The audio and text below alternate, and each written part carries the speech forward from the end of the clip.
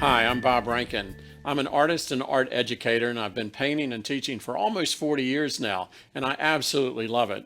When I was teaching high school, one of the most important things that you could teach the students was a simple color blend. How do you get one color to blend into the next color?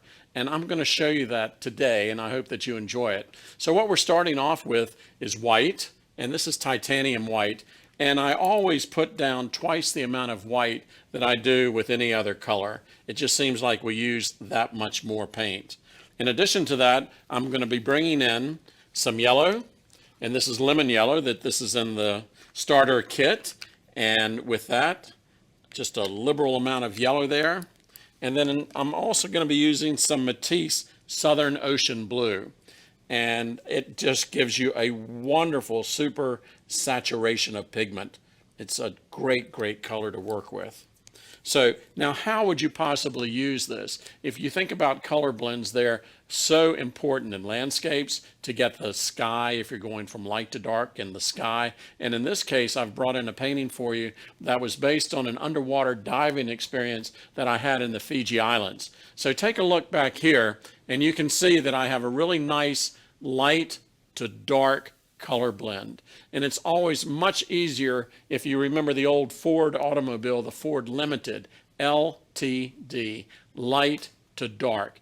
It's always much easier to go from light to dark. You use a lot less paint. And if you should make a mistake, and remember, there are no mistakes in art, only creative delays, it's much easier to cover up a light paint with dark paint than the reverse of that. So how do we get started? Well, it's very important that I have a good working brush here, and this is a size 20 brush. This also comes in the starter set, and I'm going to be using this with just mixing in a little bit of water. And the way that I check this is that I can actually listen to my brush. I take a look to get a visual readout to make sure I'm getting plenty of paint on the brush. But if you listen very carefully, you can hear me, feed me, feed me. You can tell that those inner little bristles there need more paint. And I'm going to come back down here to the Southern Ocean Blue. Add just a little touch of water to it.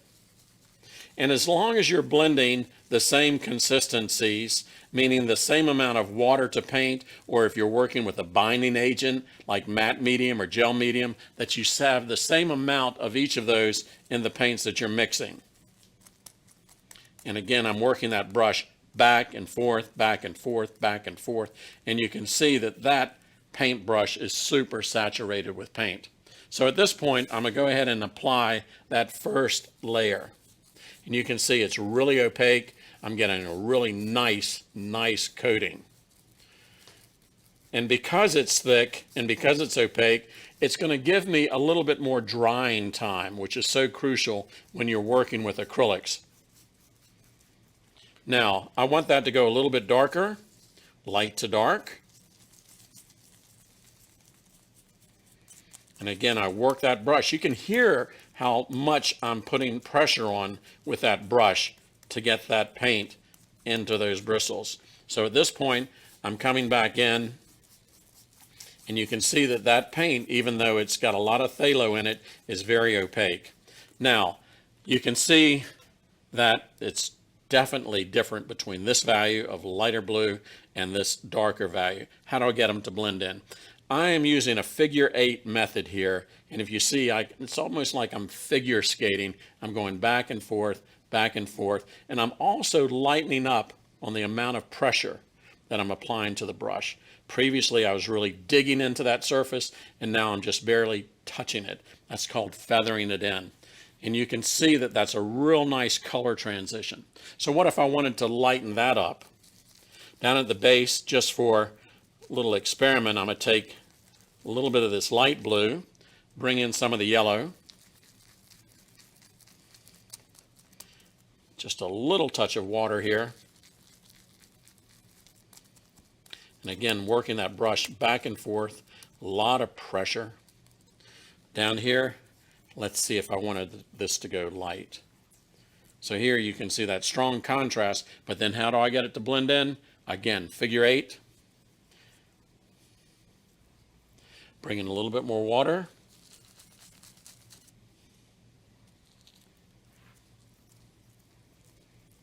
And I'm doing this for a purpose because I want you to see what happens when I have an edge like this. Another way of blending is to rinse that brush out completely.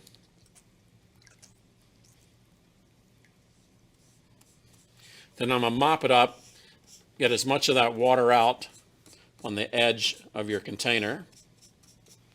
Then I'm actually going to use several paper towels here because I want this brush to be damp, not dry, just damp. And then by barely touching it, again, the figure 8 movement, back and forth, back and forth. And you can see that you get a real nice transition there. So I hope this helps you. It's a great start. And I would love for you to check out my DVD about how to paint underwater.